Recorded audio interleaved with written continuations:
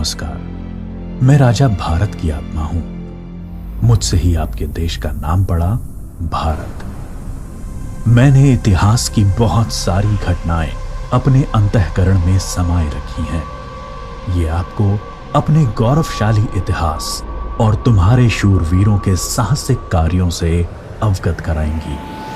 आज मैं आपको कहानी सुनाता हूं एक अनोखे वीर पुत्र की, जिसका नाम था छत्रपति शिवाजी महाराज। सन 1627 ईस्वी पूरे भारत पर मुगल साम्राज्य का आधिपत्य था। उत्तर में शाहजहां तो बीजापुर में सुल्तान मोहम्मद आदिल शाह और गोलकोंडा में सुल्तान अब्दुल्ला कुतुब शाह। डेक्कन के सुल्तान सेना के लिए हमेशा मुस्लिम अफसरों को ही प्राथमिकता देते थे। बंदरगाहों पर पुर्तगालियों का कब्जा था और थल मार्ग पर मुगलों का अधिकार। इसलिए उत्तरी अफ्रीका और मध्य एशिया से मुसलमान अधिकारियों को ला पाना मुमकिन नहीं था और डेक्कन के सुल्तानों को हिंदू अधिकारी नियुक्त करने पड़ते थे। आदिल शाह की सेना में एक मराठा सेनाध्यक्ष था, शाहजी भोसले। शाहजी सेना में उच्च पद पर आसीन था। सन 1630 में महाराष्ट्र में जुन्नर के समीप शिवनेरी के किले में उनके और जीजाबाई के यहां एक पुत्र का जन्म हुआ। स्थानीय देवी शिवाय के नाम पर पुत्र का नामकरण हुआ, जो आगे चलकर छत्रपति शिवाजी महाराज के नाम से विश्व विख्यात हुए। शिवाजी के पिता काफी समय घर से दूर रहे थे, इसलिए बचपन में उनकी देखरेख माता जीजाबाई और गुरु दादोजी कोंडेव ने की। दादोजी ने उन्हें युद्ध कौशल और नीति शास्त्र सिखाया, तो जीजा माता ने हिंदू धार्मिक कथाएं।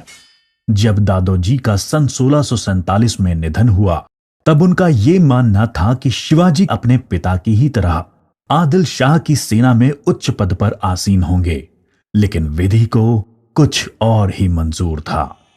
सन 1646 के समय भारत में किसी हिंदू शासक का अपना स्वतंत्र राज्य स्थापित कर पाने के लिए इन तीन परिस्थितियों का पूरा होना जरूरी था। एक, कि वो शक्तिशाली साम्राज्यों के केंद्र से दूर हों, जमीन खेती के लिए अनुपयोगी हो और जंगलों से घिरा हुआ हो, ताकि छापामार युद्ध या गुरिल्ला वॉरफेयर करा जा सके। ये परिस्थितियां 1646 में शिवाजी के लिए अनुकूल बनी, जब उन्होंने स्थानीय किसानों मावली के समर्थन से अपनी सेना का निर्माण किया। शिवाजी को भली भांति ज्ञात था कि किसी भी साम्राज्य को स्थापित करने के लिए किलों की क्या महत्व है। इसलिए सिर्फ 15 साल की उम्र में ही उन्होंने आदिल शाही अधिकारियों को रिश्वत देकर तोड़ना, चाकन एवं कोंडना किलों को अपने अधिकार में कर लिया। इसके बाद उन्होंने आबाजी सोमदेव की मदद से थाना, कल्याण और भिवंडी के किलों को मुल्ला अहमद से छीनकर अपने अधिकार में कर लिया। इन घटनाओं से आदिल शाही साम्राज्य में हड़कंप मच गया। शिवाजी को रोकने के लिए उनके पिता को गिरफ्तार कर लिया गया। इसलिए शिवाजी ने अगले 7 बरस तक आदिल शाह पर सीधा आक्रमण नहीं किया। शिवाजी ने यह समय अपनी सेना को बढ़ाने और प्रभावशाली देशमुखों को अपनी ओर करने में लगाया। धीरे धीरे उन्होंने एक विशाल सेना खड़ी कर ली, जिसके घुड़सवार नेताजी पलकर ने संभाल रखी थी और पैदल सेना यशाजी कनक ने। अब तक शिवाजी के पास 40 किले भी आ चुके थे। शिवाजी के बढ़ते प्रभाव को रोकने के लिए सन 1659 में बीजापुर की बड़ी साहिबा ने अफजल खान को 10,000 सिपाहियों के साथ शिवाजी पर आक्रमण करने का हुक्म दिया। अफजल खान अपनी क्रूरता और ताकत के लिए जाना जाता था। उसने शिवाजी को खुले युद्ध करने के लिए उकसाने के लक्ष्य से बहुत सारे मंदिरों को तोड़ डाला और कई बेगुनाह नागरिकों का कत्ल कर डाला। लेकिन शिवाजी ने चतुराई और रण कौशल का परिचय देते हुए छापामार पद्धति से युद्ध चालू रखा। इस समय वो प्रतापगढ़ किले में रहे, जो कि चारों तरफ से घने जंगलों से घिरा हुआ था। अंत में अफजल खान ने शिवाजी को धोखे से मारने की साजिश रची। उसने शिवाजी को मिलने का न्योता भेजा। जब वो मिले, अफजल खान ने अपनी मजबूत पकड़ में शिवाजी को दबाकर मार डालने का प्रयास किया। शिवाजी पहले से तैयार थे।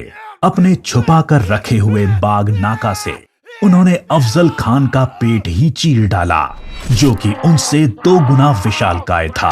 इसके बाद प्रतापगढ़ की लड़ाई में शिवाजी ने अफजल खान की सेना को करारी मात दी। शक्तिशाली अफजल खान की हार से बीजापुर का सुल्तान स्तब्ध रह गया। अब की बार रुस्तम जमान को भेजा गया। 28 दिसंबर 1659 को शिवाजी ने रुस्तम जमान की सेना पर सामने से हमला बोल दिया।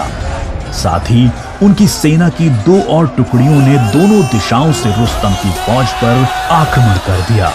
रुस्तम जमान शर्मिंदाजनक स्थिति में लड़ाई के मैदान से अपनी जान बचाकर भाग गया।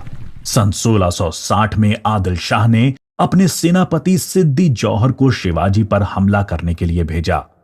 शिवाजी पन्हाला किले में थे और सिद्दी जौहर की सेना ने किले को चारों ओर से घेर लिया। शिवाजी ने सिद्दी जौहर को मिलने का न्योता दिया और जब वो मिले, आदिल शाह को संदेश भिजवा दिया कि सिद्दी जौहर उनसे गद्दारी कर रहा है।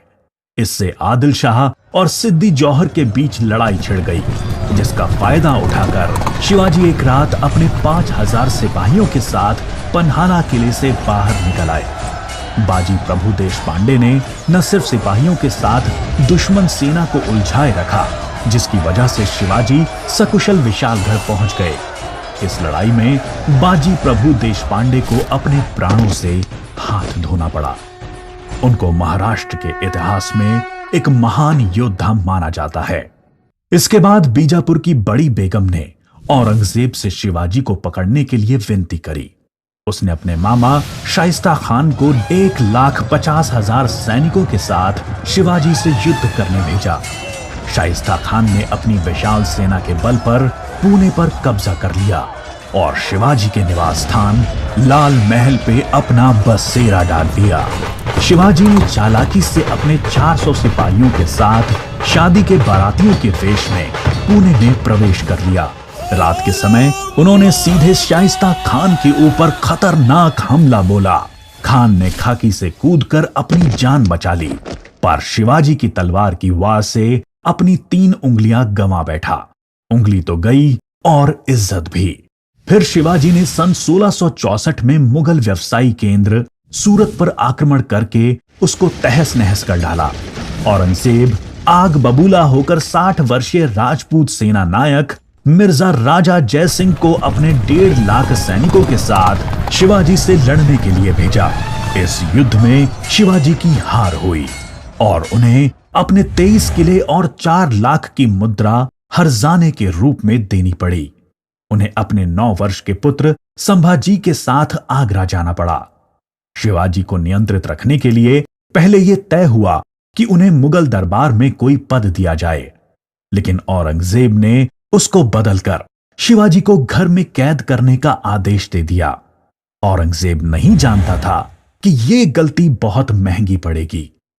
शिवाजी ने बीमारी का बहाना बनाया और अपने स्वास्थ्य को ठीक करने के आशीर्वाद के लिए साधु संतों और फकीरों को रोजाना मिठाई और उपहार भेजने की इच्छा जताई। एक दिन वो खुद श्रमिक के भेष में सामान के डब्बे में संभाजी को छुपाकर बाहर निकल आए। वो मथुरा, काशी, गया, पुरी के बाद गोलकोंडा और बीजापुर होते हुए रायगढ़ पहुंच गए। 1670 तक शिवाजी ने कई लड़ाइयां लड़ते हुए 4 महीनों के भीतर अपने राज्य का बड़ा हिस्सा मुगलों से स्वतंत्र करा लिया। सन 1671 से 1674 तक औरंगजेब ने भरसक प्रयास किया शिवाजी को अपने अधीन करने का, लेकिन वो बुरी तरह से असफल हुआ। उसने अपने उत्तम योद्धाओं जैसे दाऊद खान और मोहब्बत खान को शिवाजी से लड़ने भेजा, लेकिन सबको मुंह की खानी पड़ी। इसके साथ ही सन 1672 में अली आदिल शाह की मृत्यु हो गई और बीजापुर सल्तनत की स्थिति में चला गया। आखिर वो दिन आया जब गगा भट्ट ने 6 जून 1664 को पूरे उत्सवनुमा वातावरण में हिंदू परंपराओं के साथ शिवाजी का राज्याभिषेक किया।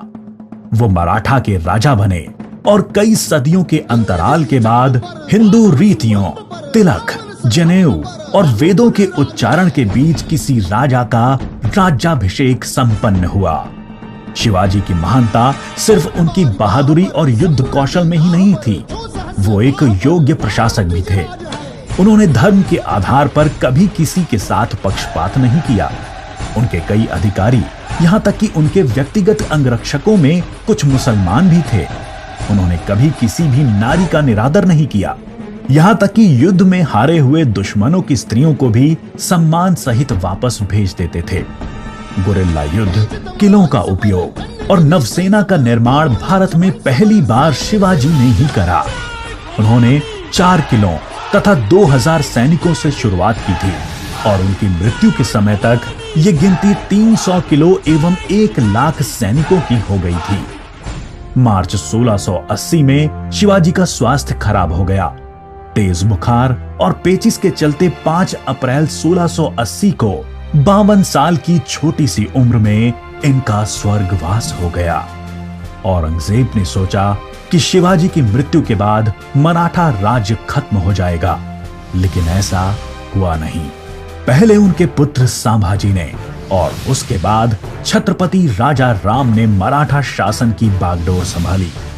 औरंगजेब को करीब 25 सालों तक मराठाओं के साथ युद्ध लड़ना पड़ा, जिसकी वजह से वो अपनी मृत्यु के समय तक पूरी तरह से बर्बाद हो चुका था। शिवाजी ने जो मराठा राज्य की नींव रखी, वो आगे चलकर कर्नाटक से लेकर अटॉक पाकिस्तान तक फैल गई। शिवाजी जैसे मनुष्य कभी मरते नहीं, लेकिन लोगों के हृदय में अपने महान कार्यों, साहस और बलिदानों की वजह से हमेशा अमर रहते हैं।